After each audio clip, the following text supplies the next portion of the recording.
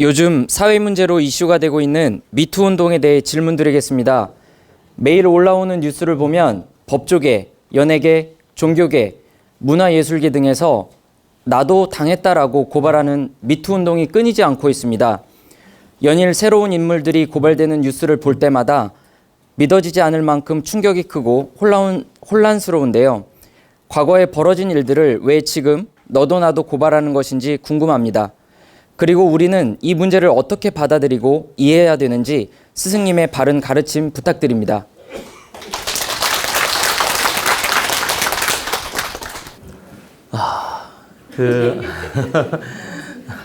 이 사회적으로 민감한 질문이기 때문에 제가 아무리 현명한 답변을 하더라도 견해 차이가 있을 수 있고 받아들이는 사람에 따라서 좀 이렇게 약간의 오해가 될 수도 있습니다. 그러니까 자기 유리한 입장이라면 이걸 쉽게 받아들이고 불리한 입장이라면 오해를 하거나 불쾌하게 받아들일 수도 있다. 그러나 저는 강의하는 사람으로서 바른 법을 설하는 사람으로서 냉철하게 말씀을 드려야 됩니다. 누구 편이 아니고 다르게 말씀을 드려야 된다 이 뜻이에요. 그렇기 때문에 여러분들이 제 말씀을 듣고 조금도 편견으로 받아들이지 않기를 바랍니다. 우리 도원대학당 가족이나 유튜브를 시청하시는 국민들, 제 말씀을 냉철하게 바르게 이해하시기를 부탁드린다는 얘기입니다. 지금 현재 사회적으로 미투 운동이라고 해서 여기저기서 뉴스에 보면 고발 프로가 나오고 참 성범죄에 대해서 고발을 하는 그런 뉴스가 많이 나옵니다. 그래서 성범죄라니까 좀 무섭게 들리는데, 그러니까 성희롱, 또 뭐 성추행, 성폭행 등등의 이런 성에 관련된 쪽으로 비리들이 드러나고 있습니다. 여러분 무술년 구군 예언한 거 보신 분 계시죠? 무술년 구군 제가 이야기할 때 뭐라고 했냐면, 무술년은 과거에도 비리들이 많이 드러났지만 무술년에는 특히 사회적 문제로 비리들이 드러나고 문제점들이 드러나고 문제점들이 노출될 것이다. 이런 예언을 한 게 있어요. 기억나십니까? 그러면 우리가 근본을 한번 풀어보자고요. 왜 무술년에 특히 이런 성문제 또 이렇게 사회적 이슈가 되는 문제들이 많이 터지는지 근본을 풀어보면, 첫째는 시대적으로 지금은 후천시대로 접어드는 시기입니다. 선천시대가 있었고 후천시대가 있는데 이 후천시대는 투명한 시대예요.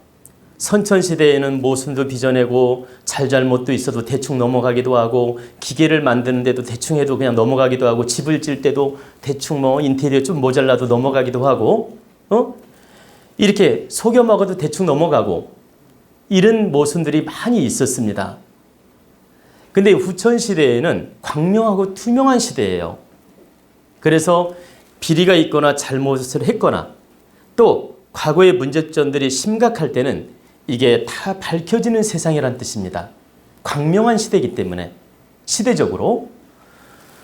그리고 그럼 유별나게 지금 선천시대는 지나가고 후천시대에 접어들었는데 왜 하필 무술년에 이런 일이 많이 벌어지느냐.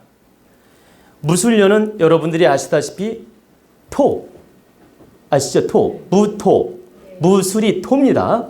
오행중으로, 무술이 오행학상으로 토에 해당합니다. 여기 오행 공부한 분, 명리 공부한 분은 다 알아듣잖아요. 무술은 오행 중에서 중앙 토를 상징합니다. 그러면 여러분들 흙에다 콩 심으면 콩 나죠? 팥 심으면 팥 나죠? 자기 심은 대로 드러나는 세상이에요. 흙이잖아요. 자, 흙에다는 농부가 농사를 잘 지으면 그 흙은 그대로 보답을 해줘요. 그리고 잘못 지면 또 그대로 보답을 해줘. 그 땅처럼 진실하게 보답해 주는 게 없어요. 보면 우리가 술집 하는 사람은 약간 편법 써도 잘 표가 안 나. 이해가 되시죠?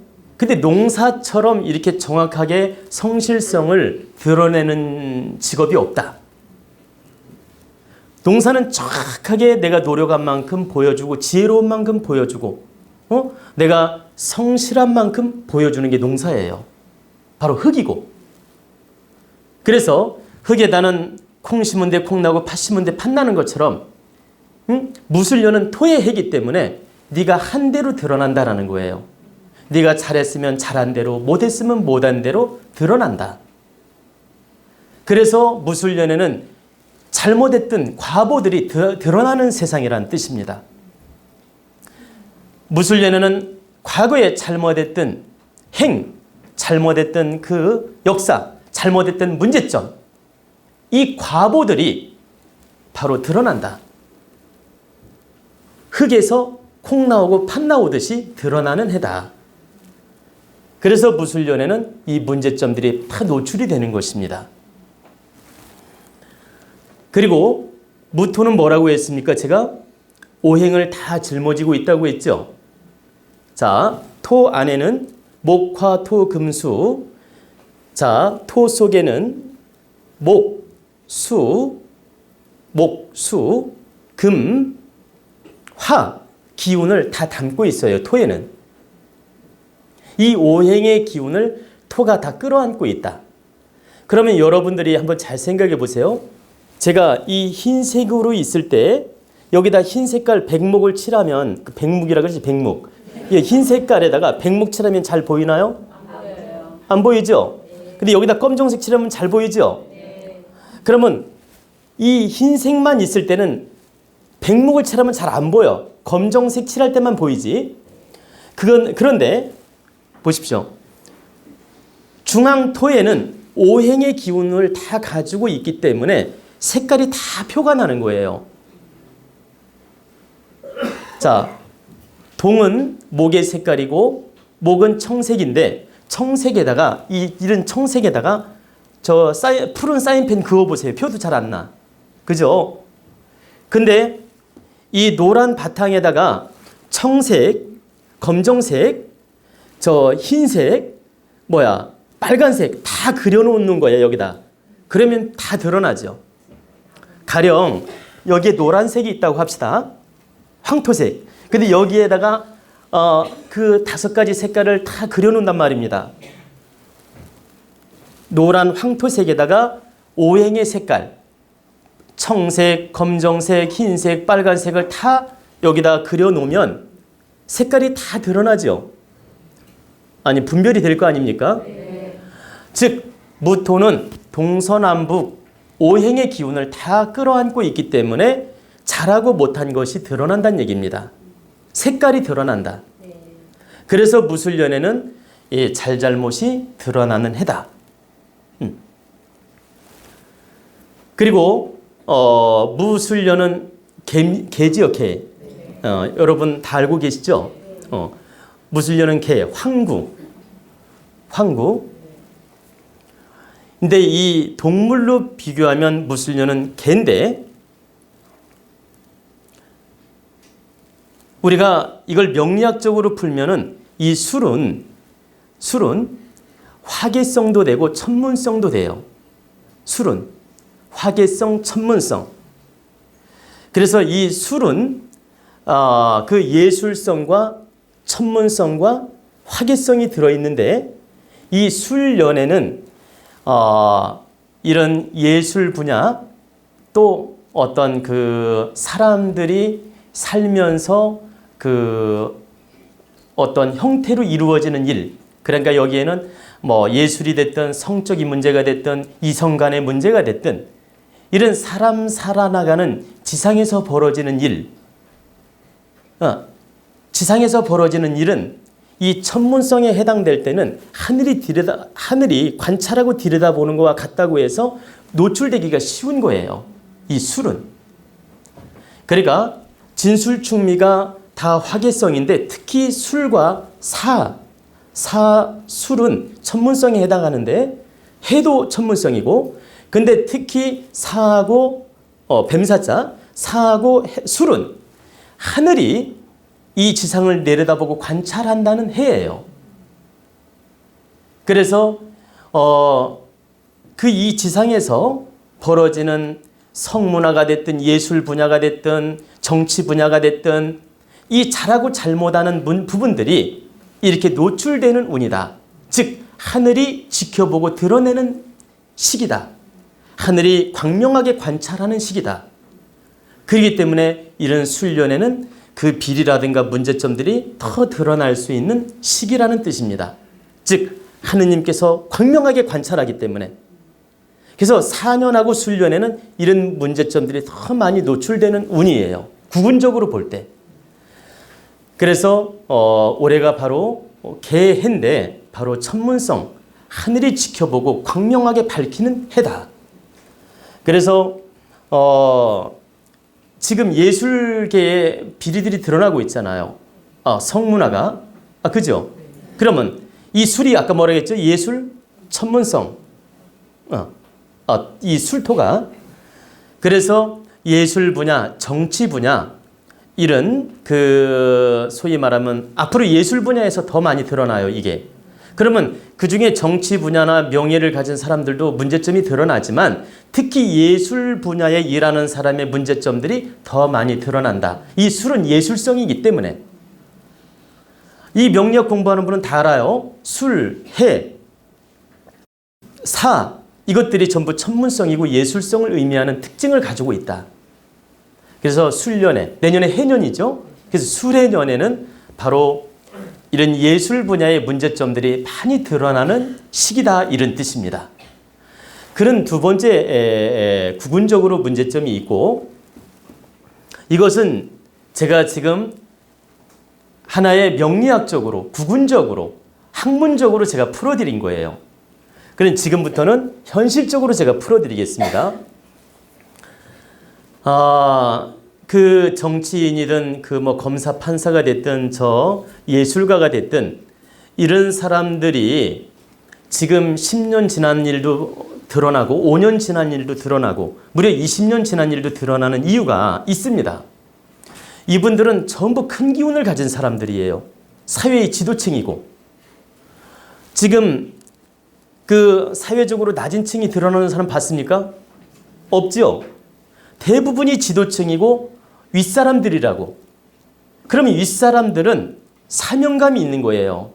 너희들은 국민을 바르게 이끌고 바르게 지도를 하고 바르게 도움되는 일을 하라. 이런 하느님이 큰 사명을 주었는데 그 사명을 받아가지고 바르게 행해야 되는데 그 사명을 바르게 쓰지 않고 그 권력을 이용해서 여자를 탐닉하고 여자를 성추행하고 바람기를 발휘하고 이런 문제점을 일으킨 거죠. 그 권력을 이용해서. 그러면 그 권력을 이용해서 잘못을 했다 하더라도 이분들이 거룩하게 살았더라면 하느님이 용서를 해줍니다. 문제를 일으키지 않는다. 다시 말씀드려서 과거에 하나의 예술 감독이라고 합시다. 예술 감독 이 강의 들으면 좀 이렇게 오해하는 분이 있을 수 있는데 그래도 깨달으셔야 됩니다. 예술 감독 또는 작가, 그게 유명한 작가를 말하는 거죠. 유명한 작가, 이런 분들이 다 그런 건 아니지만 일부 많은 분들이 과거 역사를 보면 성추행 많이 했어요. 지금 드러난 건 빙산일각이에요. 100분의 1도 드러난 게 아니다. 빙산일각이다. 그러면 그 예술 감독이나 예술가들이 다 그랬다는 건 아니에요. 다 그런 건 아니지만 많은 그 예술 분야에 있는 분들이나 또 정치인들이나 높은 사람들, 성폭행이나 성추행이나 성비리 이런 일이 수없이 많다. 지금 국회의원이나 이런 분들도 속으로 덜덜 떠는 분도 많이 있어요. 드러날까 봐. 그리고 회장님들도 덜덜 떨는 분 많고. 그러면 비단 예술가뿐만이 아니라는 거예요. 내 말은. 정치, 어떤 사업가, 회장, 또 예술가 이런 분들 과거에 그런 짓 엄청나게 많이 했다. 지금 미투 운동 해봤자 100분의 1도 드러난 게 아니다. 내가 볼 때 10,000분의 1도 드러난 게 아니에요. 현재. 여기저기 드러나니까 지금 많이 드러나는 것처럼 보이는데 10,000분의 1도 안 된다. 근데 왜 그러면 10,000분의 1도 안 되는데 지금 사회 이슈가 되고 문제가 되느냐? 이 사건은 남녀 성에 관련된 문제고 남녀 평등에 관련된 문제예요. 그렇기 때문에 예민하게 나타나는 거고 예민하게 국민들이 반응을 보이는 것이고 예민하게 받아들이는 겁니다. 근데 다시 이제 뒤로 돌아가서 정치인이 됐든 예술가가 됐든 사회 지도층들이 하늘이 주신 큰 기운을 받아서 바르게 잘 써야 되는데 하늘이 주신 큰 사명을 받아서 국민을 위해 바르게 써야 되는데 지 욕심의 잣대로 권력을 이용해 가지고 이런 문제점을 만드는 거예요. 이런 그 비리를 저질렀고 이런 모순된 행동을 했다. 그러면 그때 잘못을 했어도 내가 큰 이념을 가지고 바르게 이 사회를 위해서 득되게 했으면 하느님이 다 덮어줘요. 용서해 준다. 그리고 이렇게 망신 안 당하게 한다. 근데 사회를 위하는 이념도 없고 국민을 위하는 이념도 없고 오직 이기적으로 자기 욕심의 잣대로 권력을 휘두르고 못된 짓을 일삼고 그 기운이 누적이 되니까 하느님이 치는 거예요. 사자를 보내서. 자, 여러분들 내가 강의할 때 그런 얘기했죠. 탁한 기운이 조금 저질렀을 때 드러나지 않는다. 탁한 기운이 여러분들이 좀 잘못을 해도 조금 했을 때 드러나지 않아요. 봐봐요. 탁한 기운이 조금 쌓여서 100이 됐을 때 이게 드러나는 거거든. 그러면 지금 현재 망신당한 분들이 탁한 기운이 하나 가지고 드러난 게 아니에요. 수없이 탁한 기운이 쌓여서 100이 이루어지니까 하느님이 탁 치는 거예요. 사자를 보내서 매질을 하는 것이다. 그래서 이 높은 주위에서 하느님이 매를 치면서 끌어내리는 것이다. 그럼 끌어내릴 때 무릎을 탁 꿇고 겸손하게 잘못했습니다 하면 더 안 당해요. 근데 지 잘났다고 하면 더 당한다. 그래서 겸손하게 한번 끌어내리면 잘못했습니다. 용서하십시오. 죽을 죄를 졌습니다 하고 탁 무릎을 꿇고 산속에 들어가서 수행을 하든 마음 공부를 하면 하느님이 더 이상 치지 않는다. 근데 그러지 않을 때는 앞으로 계속 미션이 오게 되며 매질을 한다. 그래서 정치인이든 사회 예술인이든 지도층 각별히 명심하고 조심해야 됩니다. 지금 그 저녁이면 밤잠을 제대로 못 자는 회장님, 정치인, 국회의원, 예술가, 감독, PD 이런 분 굉장히 많아요. 혹시나 누가 나를 터뜨릴까 봐 걱정하는 분 많다. 그런 걱정할 생각하지 말고 지금부터라도 참여하고 반성하고 바르게 노력해라. 국민을 위하는 마음으로 거룩한 행을 할 수 있는 자세를 가져라. 그러면 하느님이 더 이상 치지 않고 당신들을 용서해 줄 것이다. 근데 만약에 두려워만 하고 반성을 하지 않는다. 그러면 언젠가 당신들 비리도 드러난다. 이걸 명심해야 된다는 얘기입니다. 그리고 그 비리를 고발하는 이제 여성들이 있을 거 아닙니까? 비리를 고발하는 여성들도 알아둬야 돼요. 당신들이 정말 그 사회를 바로잡고 사회의 어떤 비리를 바로잡고 사회의 어떤 질서를 바로잡기 위해서 명분을 가지고 이걸 터뜨릴 때는 하느님이 보세요.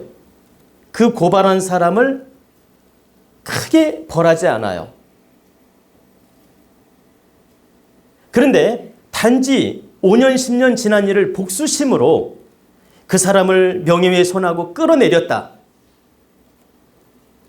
정치인이 됐든 예술가가 됐든 나 5년 전, 10년 전에 성추행 당했다고 고발하면서 그 사람을 망신 주고 사회적으로 매장을 시켰다. 그것은 반드시 그 고발한 사람도 30% 책임이 있고 그 사람도 어려워진다는 거예요. 70%는 그 고발 당한 사람이 당해요, 어려움을. 그러니까 망신당한 사람이 당한다. 그런데 30%는 고발 한 사람도 어려워진다는 거예요. 그 복수 심리로 고발을 했을 때.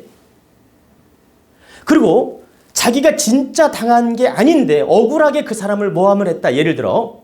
그럼 70% 자기가 어려움을 당합니다. 그러니까 예를 들면 이거예요. 자, 이 사람한테 진짜 내가 억울한 일을 당한 게 아니야. 근데 자기 잣대로 억울하게 생각하는 거야. 자기 잣대로. 하나만 예를 들어 봅시다. 사장님이 미스 김 차 한 잔 가져와. 그래가지고 차를 딱 갖다 줬어요.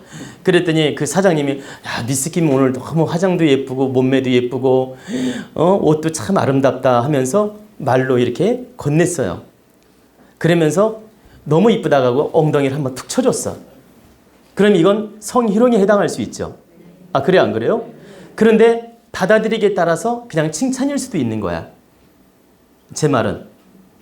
그러니까 제가 말씀드리는 건 그 분위기와 환경에 따라서 받아들이기에 따라서 이걸 그냥 가벼운 칭찬으로 넘길 수도 있다.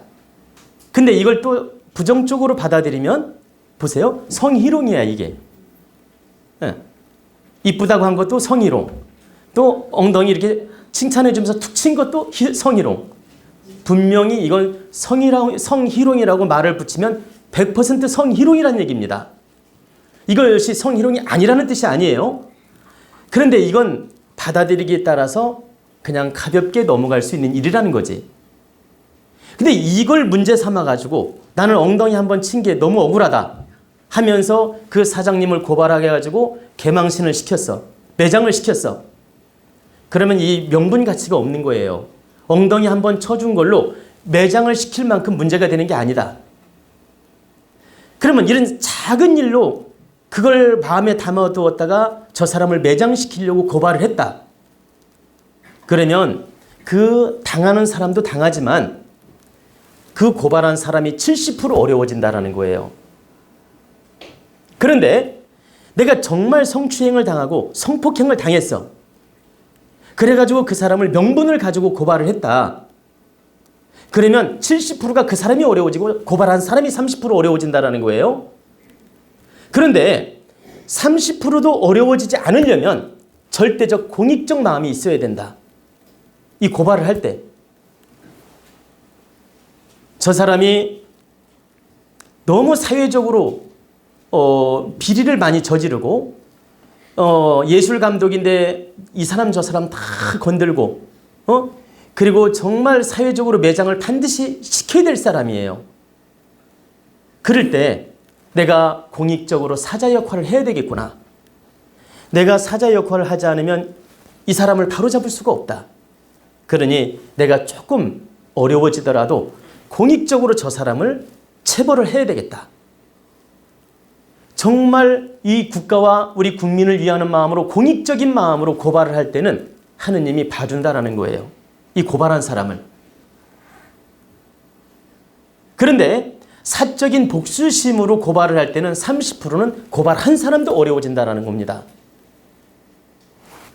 그래서 제가 말씀드리고자 하는 핵심은 이 사회를 바로잡기 위해서 많은 여성분들이 고발을 하고 이 미투 운동을 한다면, 공익적인 마음으로 운동을 한다면 당신들한테 큰 피해가 없겠지만, 단지 개인의 복수심으로 미투 운동을 한다든가 사람을 매장시킨다든가 망신을 준다면 그 피해 또한 당신들한테도 30%가 온다.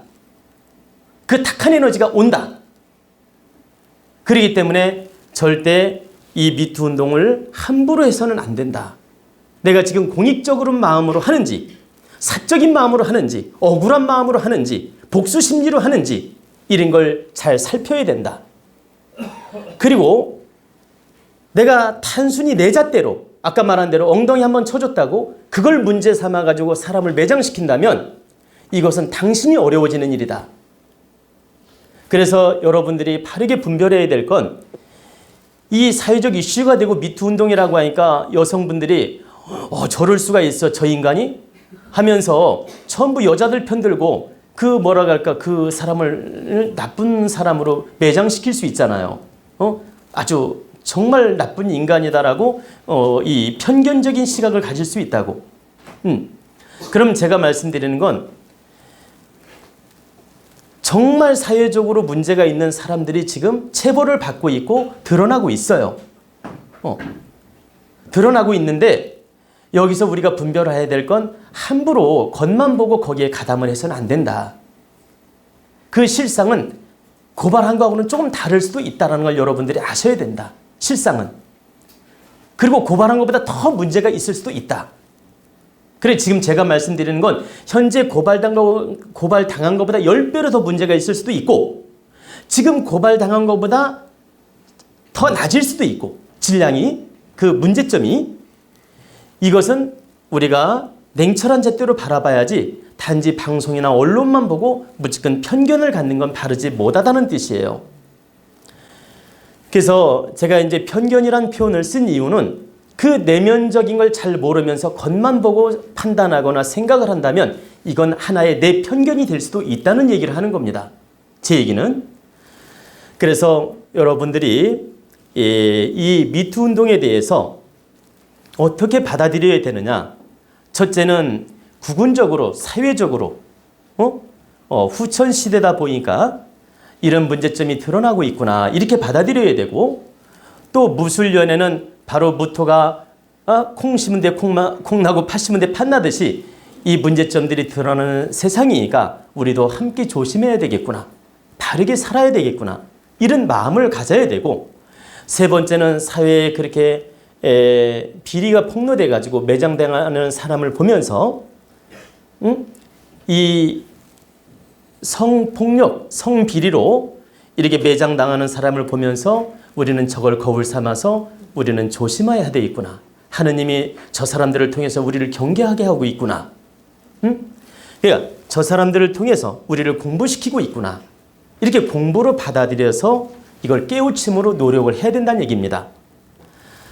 그리고 항상 어떤 문제점이 있을 때는 혼자 문제점이 벌어지는 경우는 없어요. 물론 A란 사람이 잘못이 있어요. 근데 B란 사람도 일부 잘못이 있기 때문에 이게 이루어지는 겁니다. 부부가 싸움을 할 때 남편이 바람피고 남편이 문제를 일으켰어요. 그러면 남편한테 다 잘못 있는 것처럼 보이잖아. 근데 부인이 잘못 이끈 책임도 거기에 동반되어 있다는 거예요. 그리고 부인이 바람피고 부인이 문제를 일으켰어. 그럼 다 부인이 잘못한 것처럼 보이잖아. 남편이 그렇게 그런 환경을 만들어준 책임도 있다는 거예요. 그래서 현재 미투 운동, 지금 사회적으로 문제가 되는 사람들, 물론 이 사람들이 큰 잘못이 있어요. 제가 말하는 건 잘못이 없다는 얘기가 아니에요. 이 사람들한테 큰 잘못이 있지만 그 상대가 된 사람들도 그 환경 속에서 바르게 적응을 못한 책임도 일부 있다. 우리는 이걸 냉철하게 관찰하고 바라봐야 된다. 무조건 일방적인 태도로만 바라보는 것은 현명하지 않다라는 겁니다. 그래서 제가 이제 참 이렇게 강의가 길어졌는데 마지막으로 말씀드리고 싶은 건 반드시 이 사회적으로 지도층들이 역할을 못해서 이 체벌을 받는 것이기 때문에 이것은 지도층에 큰 잘못이 있으므로 이분들이 깨우치고 반성을 해야 되고 우리가 이걸 바라보는 국민들, 우리 도원대학당 가족들, 우리들은 이것을 반드시 교훈으로 삼아서 바르게 노력하라는 메시지로 받아들여야 된다는 뜻입니다. 우리 도원대학당 가족은 정말 이런 그 이슈에 휘말리지 말고 바르게 노력하라는 뜻입니다. 아시겠죠?